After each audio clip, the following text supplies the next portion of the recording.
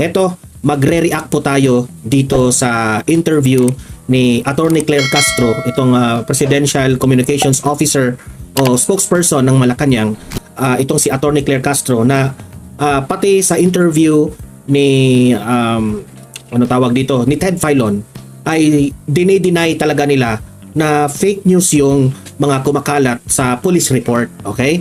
At nabanggit rin ni Attorney Claire Castro na ang handa na po ang administrasyon para hanapin itong mga nagpapakalat ng fake news raw dito sa police report na ito, kung ano man ang mga dinagdag na mga kwento patungkol dito sa involvement ni raw di umano ni First Lady dito sa pagkamatay ni Paulo Tantoco, no? Ay hindi raw hihinto ang mga otoridad para ubusin lahat ng mga nagpapakalat dito.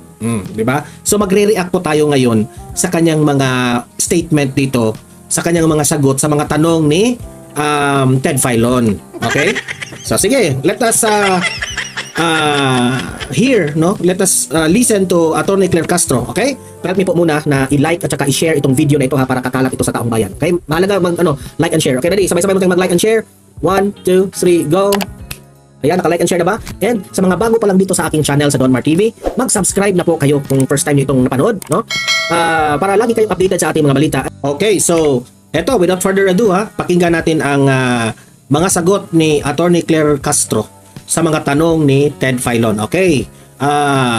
Castro, pasok. Ang ating po namang Undersecretary at Palos Press Officer, si Attorney Claire Castro. Madam Secretary, magandang umaga po sa inyo, ma'am. Good morning, Sir Ted. Morning, Cha.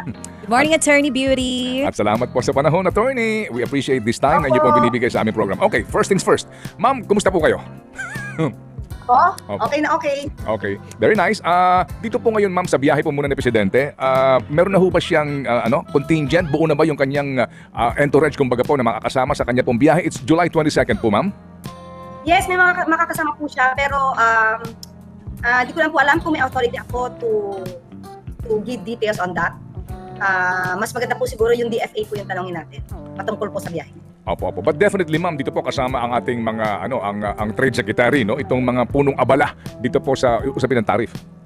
Yes po. So tinanong patungkol sa DFA yung yung pagpunta ni Bongbong Marcos sa Amerika, no? Kasi usap-usapan na magkita sila ni Donald Trump. Pero nag-iingat si Attorney Claire Castro na sabihin ang mga impormasyon, no?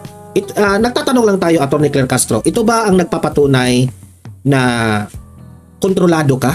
Hindi, di ba?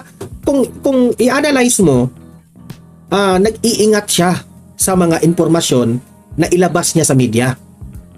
So, hindi, nagtatanong lang ako kay Attorney Claire Castro, ikaw ba po ay parang kinokontrol ng First Lady o ni Bongbong Marcos sa mga sasabihin mo?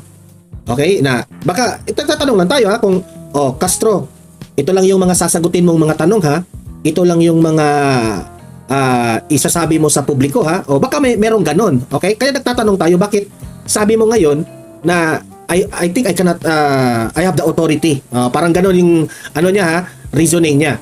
Kasi po, no, kung matatandaan nyo, sobrang nagtataka ako bakit wala siya kasi pumutok ang issue yung kay Paulo Tantoco, pumutok yung issue Sunday na may involvement di umano ang First Lady kasama sa entourage si Paulo Tantoco. Sunday yun binalita pati News 5, kayo News 5 binalita nyo yan.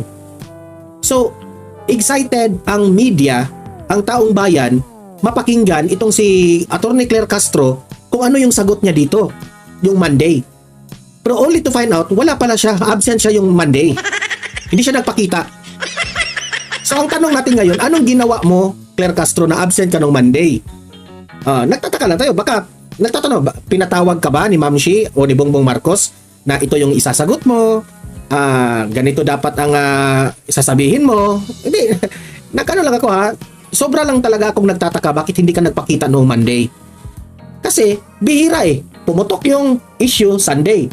By Monday, yun na sana, sasagutin mo yun. Pero walang Claire Castro nagpakita. Di ba?